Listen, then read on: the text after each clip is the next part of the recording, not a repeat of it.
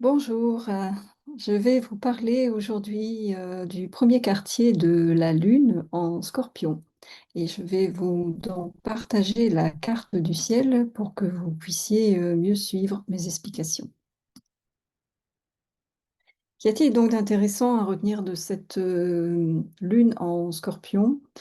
Tout d'abord, vous voyez sur la carte du ciel qu'elle est en carré avec le Soleil et avec un Mercure rétrograde, donc Mercure qui représente la communication, qui représente aussi notre capacité à raisonner, notre intelligence analytique, conscient, enfin bref.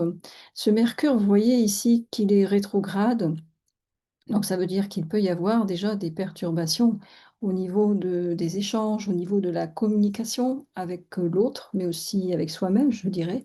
Ce Mercure ralentit et se tourne davantage vers l'introspection, vers soi.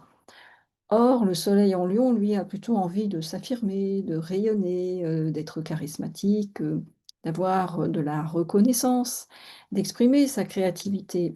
Et là, ce Soleil en Lion va se trouver un peu contrarié par une Lune en Scorpion, ici, qui, elle, va être davantage anxieuse, elle va être plus dans le doute, va provoquer, en fait, va remettre en doute, la volonté et les désirs de ce soleil, mercurien, je dirais, en Lion. En plus, cette lune, puissante quand même, puisque associée à un signe, qui est non moins puissant, le signe du Scorpion, qui est un signe fixe, un signe d'eau aussi. Donc vous voyez, là, ce qui est intéressant aussi, c'est qu'il y a une tension entre 2 signes fixes.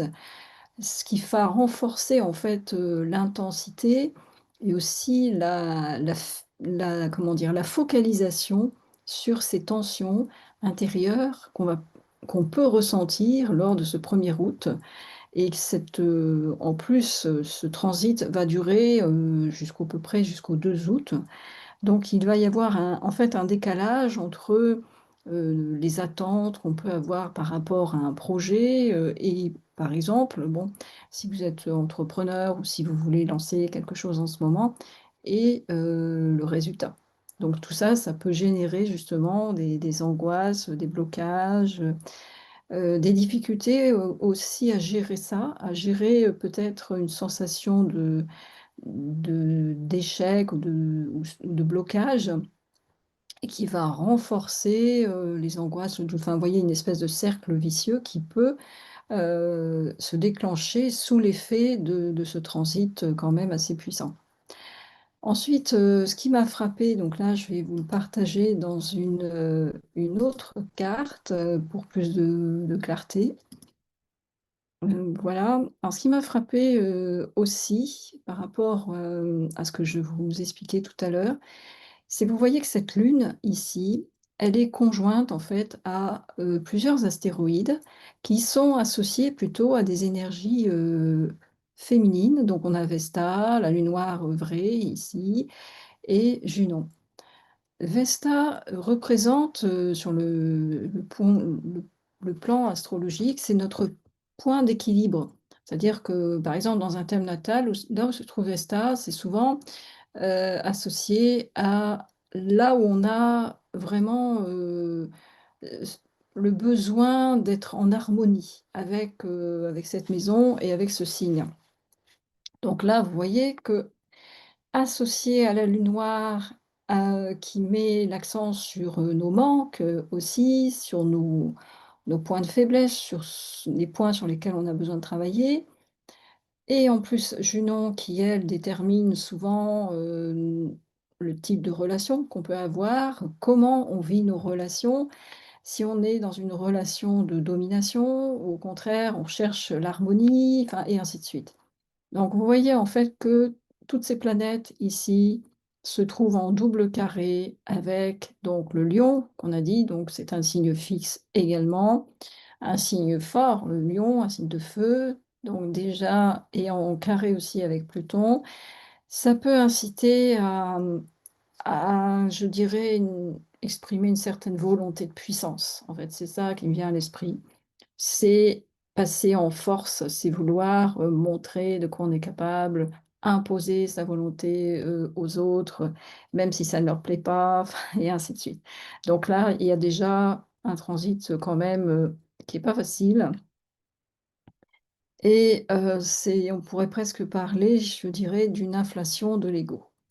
Enfin, comme dernier transit, je dirais un peu complexe, dans ce qui m'a frappé, c'est que, on a ici, en fait, le Pluton, vous voyez? Qui est donc, je disais, en carré avec cette lune, mais qui est aussi en opposition avec le soleil, donc aussi dans un signe fixe. Donc, là, on a quand même, comme une je sais pas, notre ego est comme fixé, comme arrêté, le cap sur un objectif, mais peut-être un peu trop. Tout ça, ça manque de légèreté, ça manque de souplesse, en fait, presque de capacité à s'ouvrir, à envisager d'autres perspectives. Enfin, c'est très tendu, toutes ces énergies, en fait.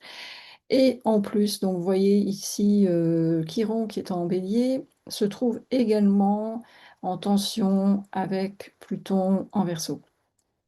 Donc là, ça va vraiment être complexe, ces énergies ne seront pas faciles à être, gérées durant ce 1er août et voire ce 2 août aussi.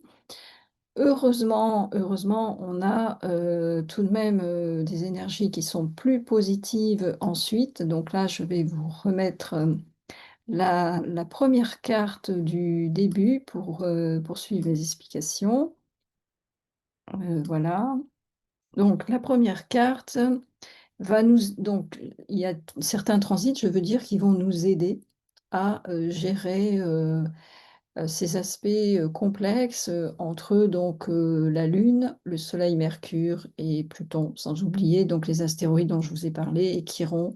Chiron qui est, aussi, là où il est placé en Bélier, ça veut dire que c'est une, nécessité pour nous d'affirmer notre leadership. Mais vous avez vu, comme il est en tension avec, Pluton, la Lune et cetera, ça veut dire qu'il ne s'agit pas d'affirmer notre leadership de façon, brutale, en exprimant notre volonté de puissance, puisque là, on est dans le avec la Lune, on est dans le Scorpion, mais de moduler, d'utiliser d'autres énergies plus subtiles. Alors lesquelles? Donc justement, c'est ça que j'ai vu dans cette carte du ciel. Alors tout d'abord, utiliser l'énergie qui relie harmonieusement la Lune avec, Jupiter et Vénus qui se trouvent en Cancer. Donc là, on a quelque chose déjà de plus doux. On a 2 signes d'eau, donc ça veut dire que ça fait davantage appel à l'intuition, à l'émotion, le Cancer aussi à la sensibilité. Ça veut dire qu'en fait, la la créativité du Lion va être, décuplée, va être accrue par la créativité, mais la reliance, je pourrais dire, à l'imaginaire, du Cancer, sous l'effet de Vénus et de Jupiter, qui vont nous aider justement, aussi grâce également à un biquintile qui va relier donc, la conjonction ici que nous avons, entre Saturne, Neptune, qui sont rétrogrades en ce moment. Donc énergie pareil qui ralentit, mais qui est tournée plus vers l'introspection, en Bélier. Donc ça aussi c'est intéressant parce que ça veut dire enfin c'est vraiment moi mon interprétation.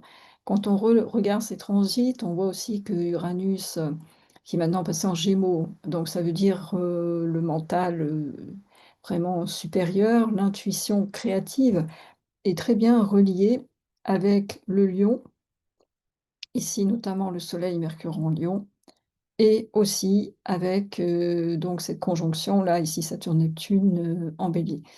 Donc on a plus intérêt, selon moi, à faire appel à notre intuition, à lâcher prise, en fait, sur les tensions dont on a parlé précédemment. Vous avez vu ces signes fixes qui sont vraiment reliés à des énergies puissantes, mais qui en même temps sont bloquantes parce que ça peut se manifester, je disais, par une volonté de puissance affirmée, donc par un ego qui veut prendre le contrôle sur les autres, qui veut absolument passer en force. Alors que là, si on utilise les transits positifs, qui sont plus harmonieux, plus doux, on va obtenir aussi de bons résultats et de façon plus fluide.